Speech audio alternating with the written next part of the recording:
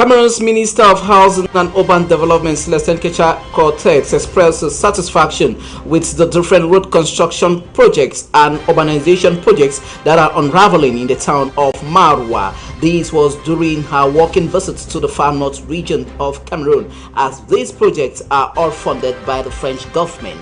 Good evening to you all. You are welcome to High Prime of Wednesday, the 7th of February 2024. For presentation, I am a technical Larry Kevin Sabot. We start off with this story from the Southwest region. Members of the Board of Directors of the Agriculture, Infrastructure and Value Chain Development Projects, AIVDP, have met in the town of Buea for the 8th Steering Committee meeting of the set developmental outlet that was chaired yesterday in Buea, and it was presided over by the Minister of Agriculture and Rural Development, Gabriel Bairobi, as our reporter has more. The hierarchy members of the Agriculture, Infrastructure and Value Chain Development Project, AIVDP, are in session for their 8th Ordinary Committee meeting, presiding over by the Minister of Agriculture and Rural Development, Gabriel Bairobi. Many contracts have been signed, and now the project team has to work hard so that all the contracts will be executed by the end of the year or by 2025, which is the closure of the project. We have Swabib that is on the field. We think that farmers will have financial resources to implement their project and help us to achieve food security in the region. The agriculture and local development outlet that has been doing enormous in the agriculture value chain domain, something that is being outlined by its coordinator. If I were to give a global picture, we are at about 55% physical realization. This is because one of the key activities, which is the construction and rehabilitation of 290 kilometers of feeder roads, which carries over 25% of the entire project cost, is just about to start. We have just last week signed contracts for 5 lots of that particular activity, and so that is why the fiscal realization is only at about 55%. The Vice Chairman of AIVDP outlined on the enormous work done by the said structure to the satisfaction of local farmers. We noticed that the farmers on the field are satisfied. Most of their problems have been solved. The activities are sustained by the project on the field, so we are satisfied. Now, this is the last year. We must double our effort to convince the government that to renew, to maintain the project, because the government is expecting to see how the chain is getting value, how the products are getting more and more value. With 55% rate of realization work done, AIVDP structure remains resolute in attaining more grounds with the time left. But we are optimistic because since we have signed the contracts and we are in the dry season, hopefully our contractors will be able to perform, and if they do perform as we expect, then by the end of this year and maybe early 2025, we should be able to round up on a very significant percentage. As the Agriculture, Infrastructure and Value Chain Development Project sees her concluding days, the outlet remains resolute in seeing that she continue alleviating most Cameroonians from poverty by embedding them with the necessary skills when it comes to mechanized agriculture and local development. We take you to the Far North region of Cameroon, where some road construction and urbanization projects that are currently ongoing in the town of Maroua have been inspected by the Minister of Housing and Urban Development, Celestin Kecha-Cortez, who was in Maroua to inspect the said projects. These projects are to the tune of billions of CFA francs that are highly funded by the French government. She expresses her deep satisfaction despite numerous hitches along the way. More with our Maroua-based reporter, Yauba Umaru. The ongoing project of road construction in the city town of Maroua were evaluated by the Minister of Urban Development during an official visit in the Far North region. Celestine Kecha-Cortez, as well as French ambassador in Cameroon, have appreciated the level of the execution rate of some road projects in Marwa.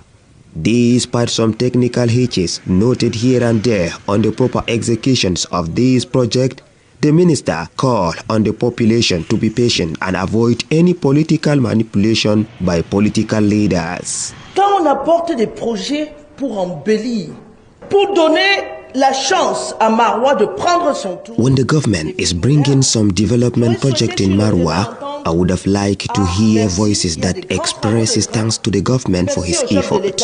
Mais les bagarres politiques sont déjà entrées dans les projets de l'État. But political fighting have already started among political leaders, and I say no to any forms of political manipulations of the population on the ongoing road project. Pour faire passer des idées politiques.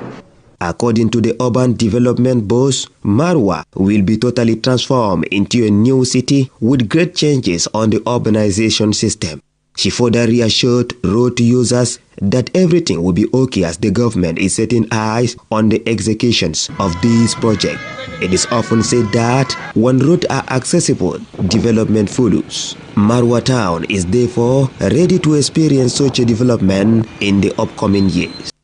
We take you to the Northwest region, where Northwest Governor Adolf Lily Lafrique has announced the release of the deal of Bamenda to Subdivision Congo, Nicholas Manchong, who was kidnapped by separatist fighters yesterday as they were on their way to Donga Mantong Division for the installation ceremony of the deal for Kambe that was supposed to take place today. They were kidnapped along the way to Donga Mantong in Kambe, chief town of the 6th Division.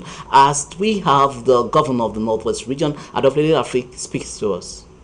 I'm informed of the abduction of division officer of Bamenda 2 in Mezam Division and other immediate collaborators who are in their way to come and witness the commissioning of the incoming SG of Dowaman 2. They were ambushed by terrorists. Aware of this horrible incident, the head of state, His Excellency Paul Biya, instructed family, the administrative authorities and the security services to carry out a swift military operation in order to set free the hostages. As such, 4 hours later, we received reliable information that the state administrative authority was free.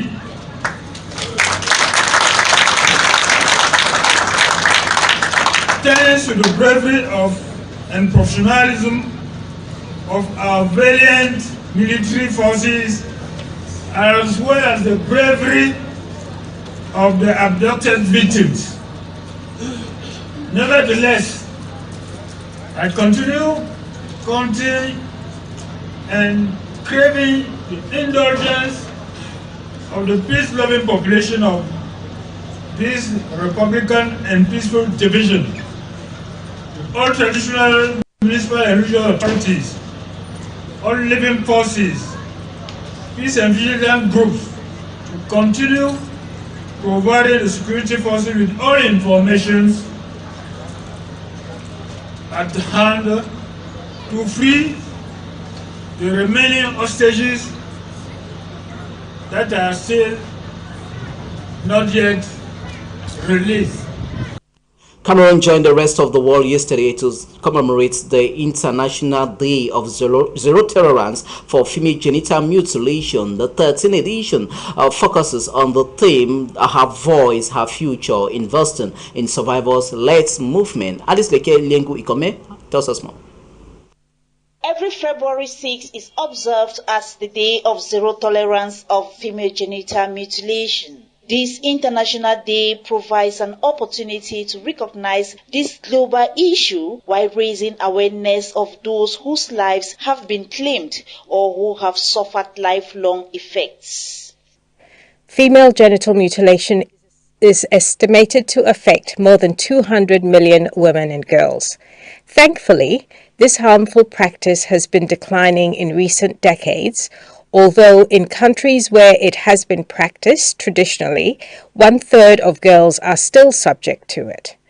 Surveys tell us that even in countries where female genital mutilation continues, the majority of women and men think it should end. Female genital mutilation, although primarily concentrated in 30 countries in Africa and Middle East, female genital mutilation is a universal issue and is also practiced in some countries in Asia and Latin America. It harms the health and well-being of women and girls. Many have turned that pain into advocacy and are speaking out against female genital mutilation. Today, on the International Day of Zero Tolerance for Female Genital Mutilation, we stand with survivors to hear their voices, to ensure they have the care that they need, and to support their efforts. Female genital mutilation continues to persist amongst immigrants' population. Over the last 3 decades, the prevalence of female genital mutilation has declined globally. This is an egregious violation of fundamental human rights that causes lifelong harm to the physical and mental health of women and girls. In some places, health workers are the ones doing the cutting. In Kenya and many other countries, WHO is supporting health workers to resist these requests and instead be advocates for change. Kenya can be proud of its progress. Thank you all for your commitment to a world with zero tolerance for female genital mutilation. WHO remains committed to supporting you as we work together for a world that, instead of harming girls, gives them the dignity, the rights, and the future they deserve. However, with the increased rate of awareness creation and education, most areas, particularly in Cameroon, who used to carry out these practices, no longer see the need to inflict such a pain on an individual. You are watching High Prime and we are coming to you live from our main studio here in High Television. We talk bilingualism in this newscast. The Southwest Educational Family joined her peers in the 9 other regions to celebrate the National Day of Bilingualism. The 19th edition took place in Boya on the campus of PCSS Boya on the theme Bilingualism, Vector of Digitalization of Education, Promotion and Civic Moral Values for Peaceful Emerging Cameroon, as our reporter recounts. The Southwest Regional Education Family for the Secondary Education is joining her peers in the 9 other regions of Cameroon to celebrate the 19th edition of the National Bilingualism Day. The importance of the theme of this year, there's a significant undertone. We have digitalization of teaching and civic and moral values, highlighted in the theme. This year's theme in the Ministry of Secondary Education is essentially based on digitalization of teaching. The Ministry of Secondary Education has a vision to digitalize teaching, which is being effectively implemented in our schools today. The ceremony that brought together schools in the region on the campus of PCSS Boya was taking place under the theme Bilingualism, Vector of Digitalization of Education and the Promotion of Civic and Moral Values for Peaceful Emerging Cameroon.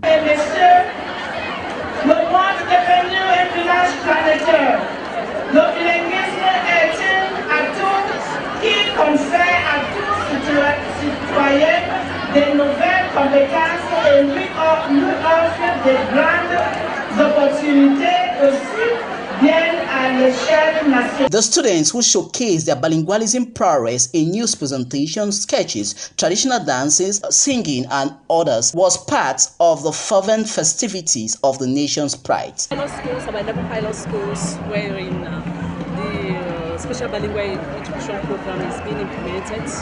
We have non-linguistic subjects that are taught in the other official language. We have intensive English and intensive French that have been taught out of the normal core French and core English that is taught to our children. And this program has gone far to the level of certification, we have the special bilingual French, and we have the BPC bilingue, the Kobatoa bilingue, the BAC bilingue, and advanced level special French. With prizes given to meritorious schools and certificates of participation awarded to the different establishments who participated, the rendezvous has therefore been taken for next year.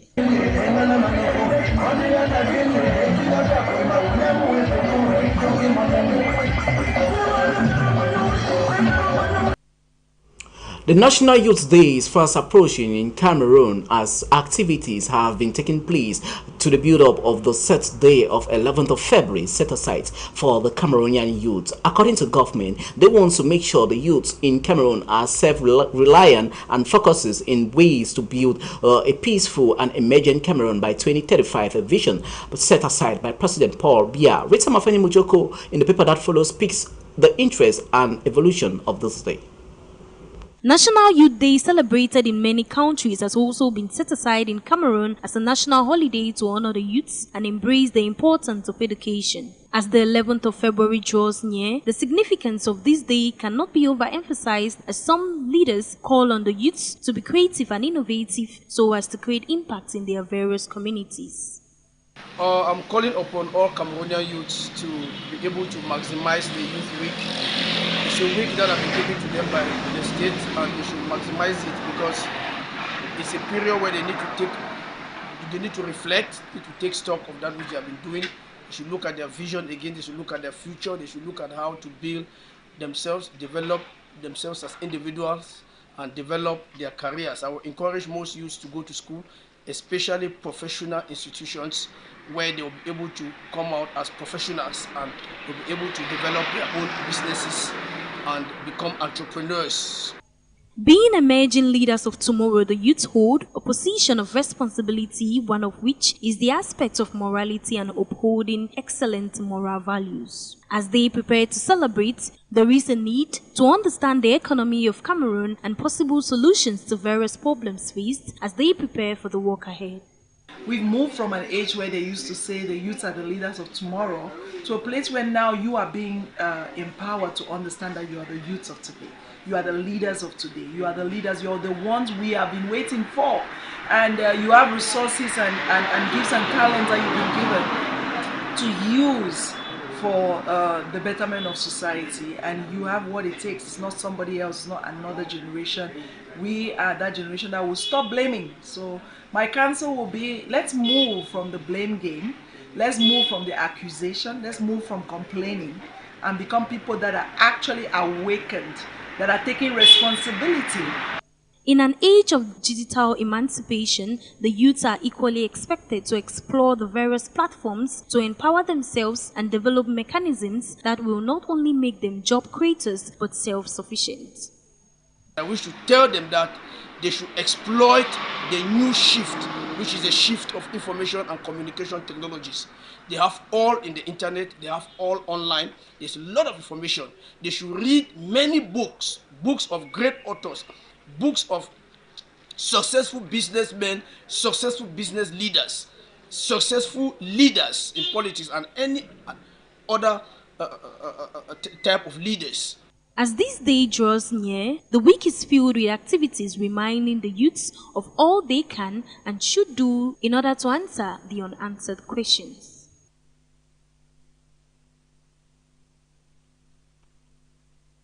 We talk entertainment on this newscast for tonight. The African musicians that have been conquering the world are quite diverse with a different genres of music that they play. This has made them to top most leading top charts across the world, as this has caught the attention of important and quite fascinating music awards ceremonies like the Grammys that just ended in the United States of America. In the paper that follows, Aisha Mbeng gives us the evolution and conquering of the African music sector. African music, triumphing from Grammy recognition to worldwide influence, is earning a place on the prestigious Grammy stage. From electrifying performances at the FIFA World Cup to the introduction of a new Grammy category, African music is experiencing a transformative breakthrough, overcoming long-standing structural challenges. The new Grammy category, Best African Performance, awarded on Sunday, 4th February 2024, symbolizes a significant acknowledgement of regional musical traditions. Why African music has a global appeal right now is that African music, I would say, is the only widely understood type of music that is promoting just joy and rhythm and just dancing and enjoyment. You know, the Western hip hop is so dark, and you know, the message, people are beginning to be awake to the messages in the music. So African music really shuts down every other thing and just puts you in a good mood. These recognitions encompasses recordings that utilize unique local expressions from across the African continent, reflecting the richness and diversity of African music. Sub-Saharan Africa emerges as the fastest growing region for recorded music revenues in 2022, according to the International Federation of the Phonographic Industries Global Music Report 2023. This surge is fueled by newer genres like Afrobeats and Amapiano, which blend distinct West African styles and South African Kwaito respectively. The Grammy category highlights various African music genres including Afrobeat, Afropop, Soukous, Shabi, Benga, Bongo Flava, Fuju, and High Life. Honestly, I don't think the Grammy is a stamp of approval for music. You know, it's a nod for achievement, not of achievement, I would say. You're doing good enough and we see you. Not, oh, you're good enough, come and hang with us because you're good enough. These genres, deeply rooted in cultural expressions, reverberate across dance floors not only on the continent but worldwide. Some hit tracks from Nigerian, South African, and Cameroonian artists exemplify the global success and impact of African artists. The artists' distinctive approach to music resonates with the continent's young and culturally vibrant population, which is said to comprise a quarter of the world's population by 2050. Despite the global appeal, challenges persist such as limited purchasing power and infrastructural constraints. However, with increasing attention from major record labels and a commitment to developing local talents, the industry is poised for further growth. African music is not only a source of entertainment, but also a powerful tool against repression and injustice. With that entertainment news item done for us by Ishambang, this is what concludes tonight's news package, High Prime, of Wednesday the 7th of February 2024. Thanks for watching and good night from our news studios.